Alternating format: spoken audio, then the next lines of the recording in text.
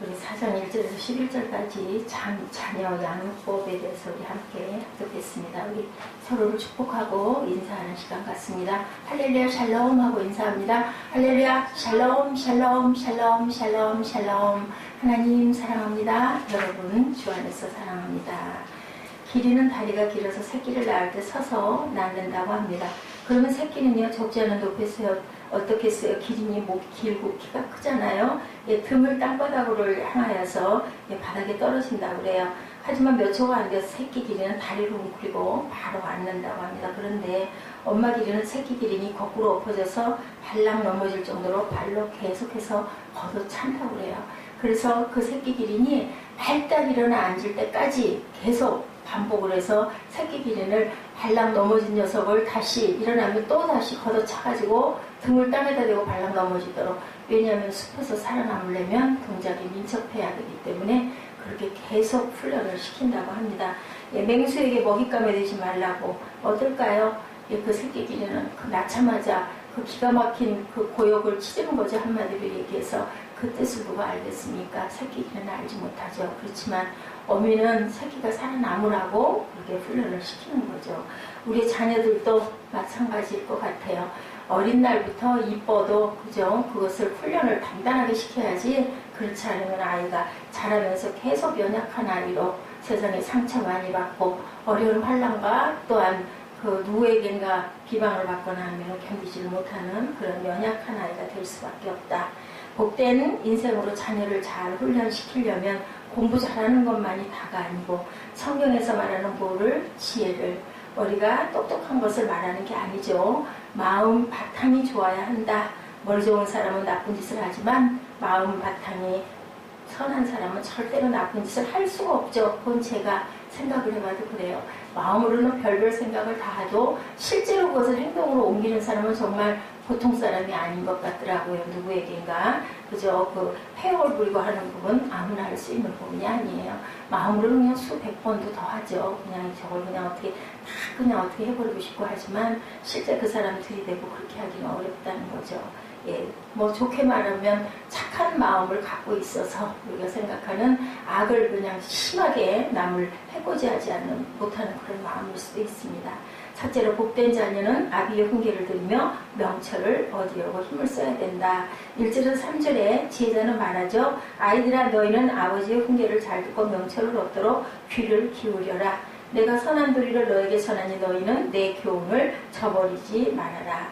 나도 내 아버지에게는 아들이었고 내 어머니 앞에서는 하나뿐인 귀여운 자식이었다. 네, 제자는 자신에 대하여 말하기를 자신의 아버지에게는 아들이고 어머니에게는 당연히 귀여운 자식이다. 누가? 솔로몬이 지금 그렇게 얘기하는 거예요. 다윗이 솔로몬을 낳아서 얼마나 귀하게 길렀겠습니까? 유약한 외아들이었다라고 해요. 그럼에도 불구하고 자신은 아비의 훈계를 들으며 아비의 격려 속에서 자랐다는 거죠. 그 결과 훌륭한 지혜왕 이스라엘의 지도자가 되었다라고 합니다. 선한 도리에 대해서 4장 2절에 말씀하죠. 하나님을 섬기는 법을 말하는 거죠. 히브리서 3장 1절에 믿는 도리, 유다서 1장 3절에 선한 도리라는 것은 믿음의 도, 사도행전 24장 24절에 그리스도 예수 믿는 도, 히브리서 6장 1절에 그리스도의 도, 사도행전 7장 38절에 살아있는 말씀, 고린도전서 1장 18절에 십자가의 도, 마태복음 21장 32절, 베드로후서 2장 21절에 의의 도, 이 모든 것들이 선한 도다.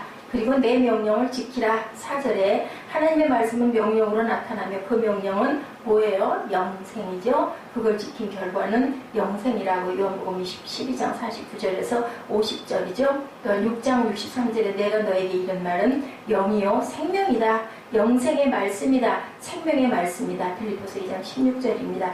예, 선은 30절, 신명기 30장 20절에 여호와를 사랑하고 그의 말씀을 청종하고 그를 의지하라. 그는 내 생명이다 라고 말씀하여.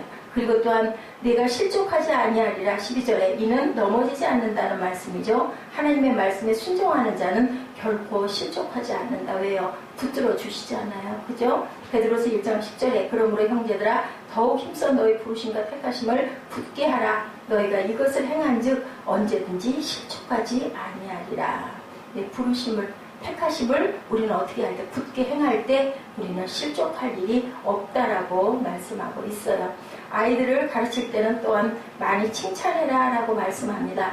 훌륭한 지혜왕이 되었던 누구 이스라엘의 지도자 솔로몬 역시도 그랬을 것이고, 시카고 대학의 교수인 벤자민 볼룸이라고 하는 세계적인 학자가 이런 연구를 했다고 그래요. 세계적으로 이름난 학자들, 예술가들 혹은 운동선수들, 흔히 말하는 성공했다고 하는 존경받는 사람들 가운데 120명을 조사했대요. 어떻게 성공했는지 조사를 했더니 결론이 아까 얘기한 것처럼 아이들을 가르칠 때 칭찬하는 것이었다.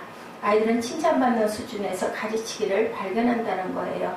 아이들은 칭찬을 받을 때 바로 그런 수준에 도달하도록 격려해 주니까 노력을 한다. 사람은 칭찬을 통해서 성장을 한다는 거죠. 둘째는 가르치기는 하되 나무라지는 말라고 합니다.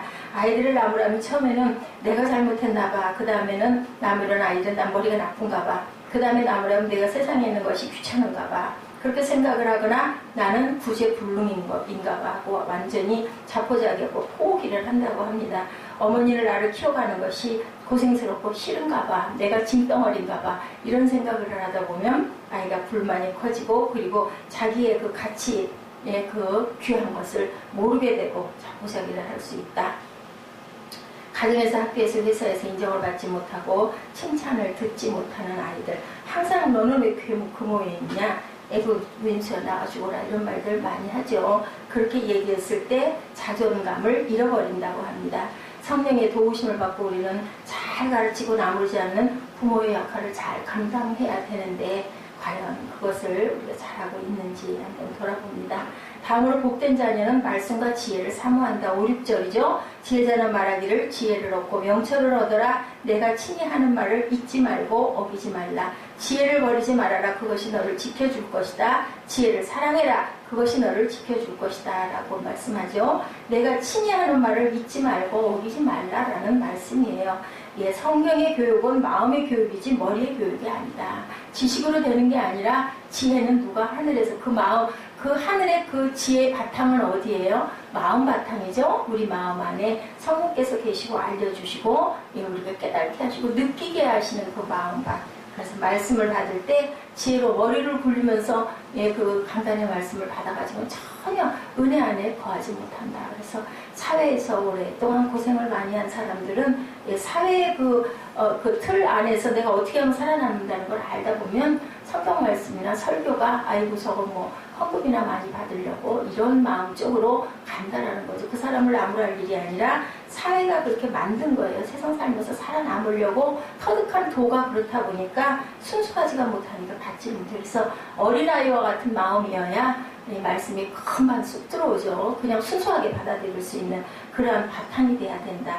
내가 친히 하는 말을 잊지 말고 어기지 말라. 우리가 정말 잊지 말아야 될 것. 엘리, 그죠? 엘리 제사장 가정의 두 아들 홈리와 비느하스가 가장 교육을 잘못 받은 케이스죠. 그 하나님을 경외하지를 않았어요. 그래서 결국은 어떻게 돼요? 죽죠.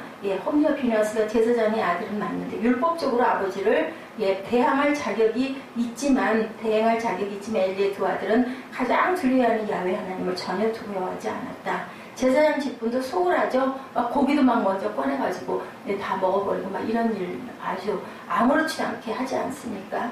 오히려 그들은 야훼께서 주신 제사장이라는 직분을 악용하여 자기의 욕심을 채우는 일에 열중하는데 오늘날은 과연 없는가? 나는 그렇지 않은가? 그죠? 우리가 돌아봐야 합니다.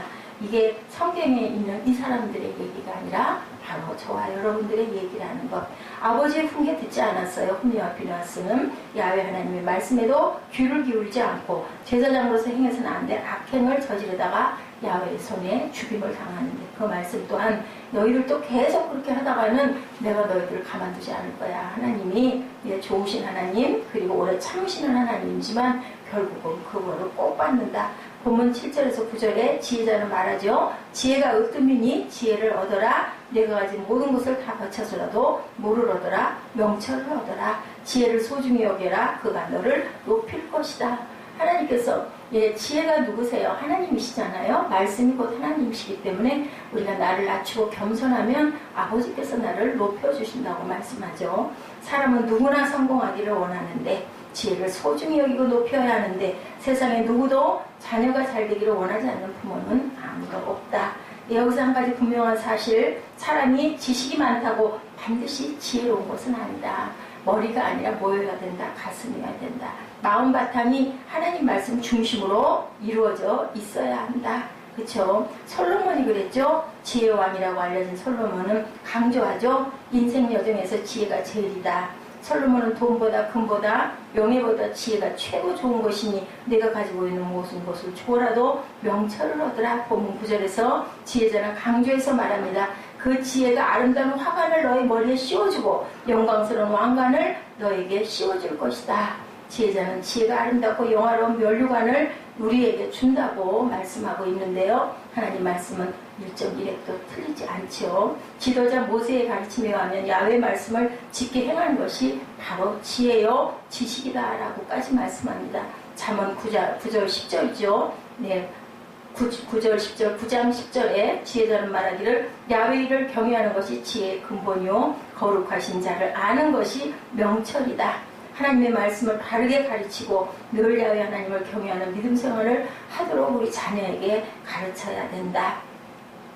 우리 사회를 떠들썩하게 했던 지정파의 그 두목 사형 선고에서 법정에서 17년 전 초등학교 시절을 회고하면서 최후의 진술을 했다고 합니다.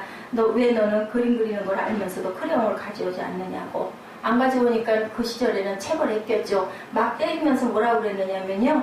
가정 형편 어려워 못 가져 숨소리를 못해서 이 사람은 계속 맞고 입을 딱 다물었다고 그래요. 그러니까 너무 심하게 때리면서 뭐라고 그랬냐면 훔쳐서라도 가져와야 될 거 아니야 이 자식아. 그러고 그렇게 구타를 했다고 합니다. 그 말을 듣는 순간이 나의 일생이 변하는 전환점이 됐다. 그 이후부터는 무조건 훔쳤대요.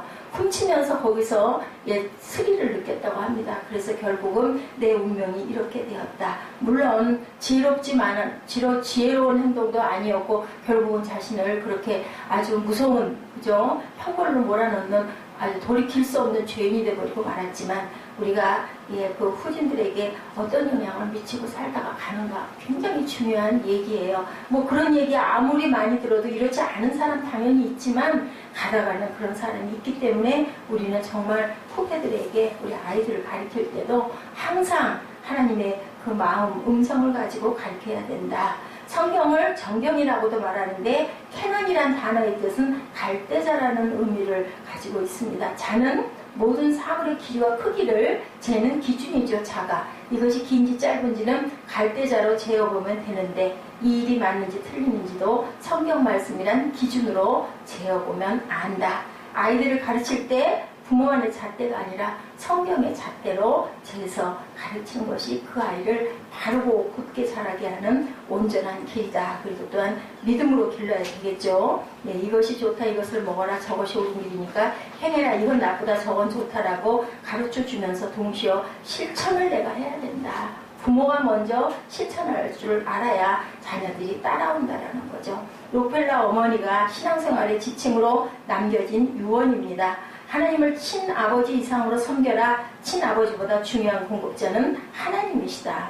목사님을 하나님 다음으로 섬겨라. 목사님과 좋은 관계 속에서 하나님의 말씀을 듣고 따르는 것이 복이 된다. 주일 예배는 꼭 본교회에 가서 드려라. 하나님의 자녀로 본교회에서 충성하는 것이 기본이다. 오른쪽 주머니는 항상 11조 주머니로 해라. 11조는 하나님의 것이므로 먼저 구별한 후 나머지를 사용해라. 아무도 원수를 만들지 마라. 다른 사람들과 관계가 좋지 않으면 일마다 장애 요소가 될 수 있다. 아침에 목표를 세우고 기도하라. 오늘 해야 할 일을 하나님께 맡기고 하나님께서 모든 일에 함께하여 주실 것을 온전히 믿는 기도가 필요하다. 잠자리에 들기 전 하루를 반성하고 기도해라. 알게 모르게 짓는 계속적인 죄를 빨리 회개하고 죄로 인한 어려움과 고통을 피할 수 있어야 된다. 아침에는 꼭 하나님의 말씀을 읽어라. 생사 화복과 생명의 근원이 성경 말씀에 있다. 남을 도울 수 있으면 힘껏 도와라. 그리고 도와준 일에 절대 나팔을 불고 돌아다니지 마라. 예배 시간에 항상 앞자리에 앉아라. 예배드리고 말씀 듣는 일에 누구보다 무엇보다 열심을 풀고 앞장서서 노력해라. 아멘. 이렇게 적어서 놓고 돌아가셨다고 합니다. 록펠러가 이렇게 세계적인 부자로 성장하기까지 주님의 교회를 위해서 무한정 헌신하고 나눌 수 있는 삶을 살게 된 데는 록펠러의 어머니의 믿음 그리고 어머니의 가르침에 순종한 록펠러의 삶이었기 때문이다. 로펠러 어머니가 아무리 그죠? 하나님 말씀 안에서 지혜를 얻고 구했다 할지라도 하나님보다 절대로 더 지혜롭지는 않으세요. 그런데도 어머니 말씀을 잘 준행하고 순종했더니 이렇게 성공하는 세계적인 부자. 근데 부자로 끝나는 게 아니라 정말 하나님을 경외하고 교회를 위해서 헌신하는 그러한 온전한 그러한 정말 성공이죠. 이런 사람이 되었다고 한다면 우리가 하나님의 말씀을 늘 묵상하고 읽고 하나님의 길을 온전하게 갈 줄 아는 그런 지혜를 하나님께 구하는 저와 여러분의 인생이 되어서 정말 세상에 아름다움과 빛을 드리우는 그러한 삶, 그리고 후진들에게 힘을 주고 온전한 길로 바르게 조세영 같은 그런 담임선생 같은 그런 역할을 절대로 하지 않는 저와 여러분 되시기를 주님의 이름으로 축복합니다. 기도하시겠습니다.